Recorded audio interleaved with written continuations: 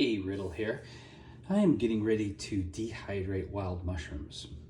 If you're going to be a serious mushroom hunter, you definitely want to invest in a dehydrator. It doesn't have to be an expensive one. Actually, one of my favorite dehydrators is one of my cheapest dehydrators. The only disadvantage to your lower cost dehydrators is they only have one temperature, which may be a little high if you want to dehydrate herbs or things that are more delicate temperature-wise that you're trying to keep them from turning brown and cooking. But this dehydrator works great specifically for mushrooms. It's one of the stackable ones. It's a Nesco. Really simple, it's round, easy to clean, and it tends to dry them pretty quickly. I think I have 4 or 5 different levels to it. Pretty easy to clean too. You can just throw it in the dishwasher. It cleans up real nice. The dishwasher gets a little hot. There's a little bit of warping going on in the trays, so that is something to warn you about, but you can see I'm getting ready here. What you're gonna need before you start dehydrating is either a very good sharp knife, love the German ones, this is a paring knife, or a serrated knife. Number 2, it doesn't hurt to spray your trays with a little bit of non-stick cooking oil of any kind. You don't have to coat them really hard, but just a little spray will keep the mushrooms from sticking to the trays, and they'll be easier to get off of there when they're ready to come out and be placed in a bag. You're also going to want to have your compost bucket ready, and you're going to want to be near a sink. When you're going to prepare mushrooms to eat, it's not advised to use water to wash them. You're supposed to use a dry brush. That's why I have these little bamboo toothbrushes at my sink, which I love these bamboo toothbrushes anyways because they're great for the environment, and I gave them, and they don't have gross plastic in them anywhere. I gave them away as Christmas presents last year, but these also make really good mushroom cleaning brushes. So you just brush your top, la la la la la, go into your gills if you need to. Next, you're going to take your bottom off, because you could wash this off, but it usually has a different texture at the bottom where technically, I guess you would call those roots come off. And then depending on what type of mushroom you have, we have a type of milkcap here, a deliciosa, which they really aren't that delicious, but as a dried mushroom, it'll work in a soup along with other ones. And often I eat mushrooms that other people don't eat because of regardless of the flavor, you're getting amazing protein and anti-cancer and minerals and all those things. So for me, it's a great kind of prepper food to have dried and worked into, ground into powders or dried for soups. And I also share them with a lot of my Asian friends who really enjoy rehydrating them and using them in various Japanese, Korean, and Chinese cuisine. So the trick is now we're trying to think of how thick you want to cut your mushroom, because they will dehydrate dramatically smaller. So if you cut them too thin or too small, you're not even going to be able to pick them up off the plate barely. So this mushroom is probably about 2.5 inches across. I think what we're going to do is we're going to take it in half. Ooh, look what's inside. You can tell that something was eaten in the inside of this. Anyway, I'm going to keep going with the video. Because the inside doesn't look so grand, but I don't see much evidence of it going in here, I'm going to just do this in halves, and I'm going to core this out and just take the halves and place them on my tray like so. Next, I'm going to do a bolete for you. I'm going to do a slippery jack bolete. So slippery jack boletes, they're called slippery jacks because the top is really sticky or slippery. And they claim that some people may have stomach issues with this lining or the skin. So nature probably designed that as a deterrent against animals. But it's very easy to get your knife under the lip of the skin and it just peels right off. And I just throw that skin in the composter. Now boletes, unlike the guild mushrooms, they're very thick and they tend to hold more water. So I'm going to cut this one in thirds or fourths. And I'll show you that in just a minute once I get all the skin removed. And I mean, if you leave a little bit of skin on, it's not going to hurt you. But did you know that with mushrooms, even medicinal mushrooms, scientifically proven non-poisonous medicinal mushrooms like reishi or turkey tail, the reason that the mushrooms charge or wake up our immune system, stimulate our immune system, is because they actually still have a mild toxicity, but our body, from what I understand, reacts to it almost like when something gets into your system and your natural immune system kicks in. It's the same type of response actually, but it's a response to toxins instead of bacteria or something viral. So we got our beautiful bolete, our slippery jack skinned, and I'm gonna take it to the edge here, there, and I'm gonna take it right down the middle so it'll be pretty when it's dried, like that. And then we'll take the end off of this one.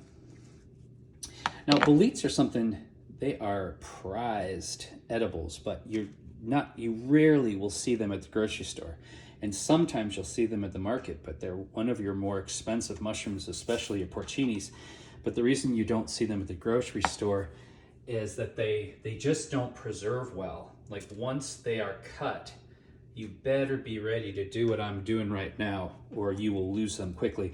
I mean, I just cut these this morning, and I was very picky about the freshness and what I chose, and I'm already seeing the deterioration in the color and the bruising and what have you. And this morning they were in mint condition. They were all sparkly new. So the nice thing about when you're preparing mushrooms to dehydrate is that you can cheat and use some water.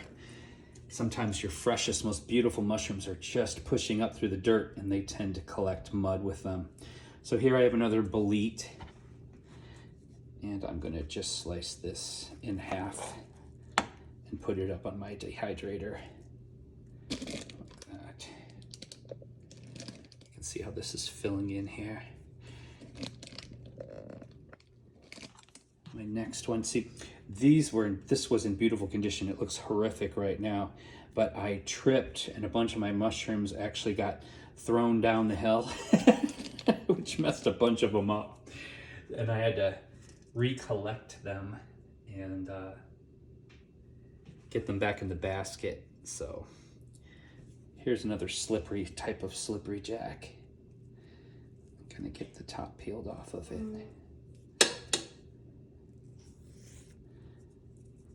And again, a lot of people don't know. A lot of people are mushroom phobic. There's actually a name for it. Yeah, it'll come to me in a second. But people that don't like the texture, because a lot of people have that texture thing, but they might like the flavor, the umami flavor of mushrooms. You can do a mixture of wild mushrooms. My favorite thing is to mix honey mushrooms, oyster mushrooms, and boletes together, and the ones that aren't perfect to eat, and dehydrate them and then powder those in my Vitamix. Make a very fine powder and make a mushroom powder. And that wild mushroom powder not only adds a ton of minerals and nutrition to whatever you add it to, anything from spaghetti sauces, marinaras, soups, gravies, but it also is an amazing thickener. It acts just like a cornstarch does. So imagine that you're making a gravy, and instead of doing cornstarch, you use mushroom powder. The flavor is unbelievable. So, so good. You can, when you're layering your mushrooms, you can definitely put them really close together or even on top of each other, because they're going to shrink up so much. They're going to shrink up so much that it's going to look like there's almost nothing in here. And that's the funny thing. I don't know who's watching this or how advanced you are in your farming or foraging journey, but people that don't do this stuff, they have no idea the amount of time and how precious these things are, because it will take me hours to not only walk the 7 to 10 miles foraging, but then getting that back home, and then it all has to be processed, then it all has to be dehydrated, and then all that has to be put in bags, and they'll just see this little bag of dried mushrooms, or they'll have a little jar of mushroom powder, and they have no idea what it took to get that. I have a real appreciation for olives now, because last year we bought a property, and the property had olive trees, and I hate wasting anything. And so for the first time, I did olives, and oh, my gosh, if you can make olives from beginning to end, you can do anything. Olives became my new spirit animal, and it's definitely a love of labor instead of a labor of love. But it was amazing, because people that didn't even like olives or didn't think they like olives because they never actually had a real olive before, loved those olives, because there's such a difference when you do something correctly, because much of what we buy in the store is done chemically or preservatives. It's done in a rushed way, and when things are done in a rushed way, it affects the quality. And these olives were done the way they've been doing them for thousands and thousands of years, and you could taste it. I even took some of the olives to this local bakery that's ran by a lovely Italian family. And when I say Italian, I mean not American Italian. I mean, we're talking Italians that came here only about a decade ago and are chasing the American dream. And they gave me the biggest compliment. They told me that not only were my olives perfection, but that they were better than their grandmother's. What? If their grandmother heard that, she would be very angry, I think. It'd be a war. Me and Granny'd be going up against each other in the Great Olive War of 2022. I got some more of these deliciosas, taking the bottom off. So the only trick, I'd like to keep these larger, but it's tricky because they're tall, and even though they're going to shrink down, our tray is only about an inch and a half thick. So what's going to happen is when I put my second tray on top of this to do the next level, I'm just going to let it float up on this a little bit, and then the weight of my next layer of mushrooms will smash these down. And that's fine if they get smashed down, because like I said, once they start to dehydrate, they are going to only take up a very small amount the inside of this tray, unlike what it looks like now. The end process is very different. And then you want to be prepared. You want to have some very good quality Ziploc bags. And I'm walking away right now, so I can grab a bag of dehydrated mushrooms and show you. You want to have some very thick, good quality Ziploc bags, or one of those great food storage machines that you can use the thick plastic and suck the air out of it. Those are amazing, but a luxury. And then what I do after I get them, after they have to be thoroughly dry, because if they're not thoroughly dry, they're going to mold, and that's going to be very dangerous, and it's going to ruin all your hard work. So they can't be too dry. You can see all the mixture of mushrooms I have in here. And then what I do is I have people save, and I save these silica packets from medications and things, and I toss a few of those in there, and this helps a lot to keep them from rehydrating, because mushrooms are designed to, to just suck moisture out of the air. They're pretty amazing.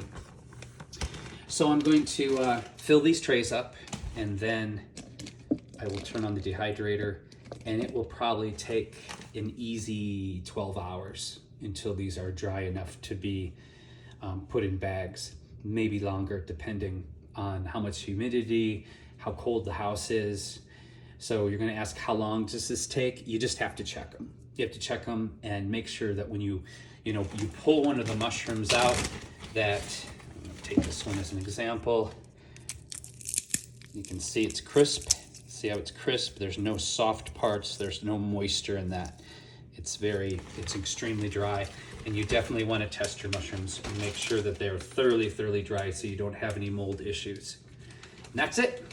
That is how you dehydrate and store your wild mushrooms so they don't go to waste, and you're respecting nature and the planet, natural resources. Thank you. If you like my quick money saving tips, garden wisdom, foraging, art, and occasional magic, please subscribe. It helps. Thumbs up, share, and I just published my first book, so please keep your eyes peeled. In the next couple of weeks, I'm going to be promoting the heck out of that book. I hand illustrated every drawing in the book, and I even handed all the fancy fonts. It's called My Loves and Crushes Journal, and that's all I'm going to tell you about it for now. And the graphic design work and everything about the book was made in America. I know a lot of people are using AI now to do their art for them, which I don't think is cool. And I know it's very popular to use overseas labor to save money when you're producing a book, but I just I have where I draw the line, and I know what I want my country to be, and I know the quality that I want things to be, and so my book is 100% made in America. Okay, bye.